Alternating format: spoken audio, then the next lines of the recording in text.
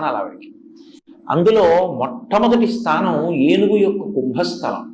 మీరు లేవగానే ఒకసారి వినాయకుడి యొక్క ముఖాన్ని చూశారనుకోండి, ఇలా ఆయన ముఖాన్ని చూసినంత మాత్రం చేత మీకు లక్ష్మీ కటాక్షం కలుగుతుంది. ప్రతిరోజు వినాయకుడి ముఖం చూస్తే చాలు. ఎవరి ముఖం చూస్తే మీకు కలిసి వస్తుందో అది కాకపోతే సుముఖం ఇంకెవరిది సుముఖం అవుతుంది? ఇవాళ లేచి ఎవరి మొహం చూశాను అంటారు.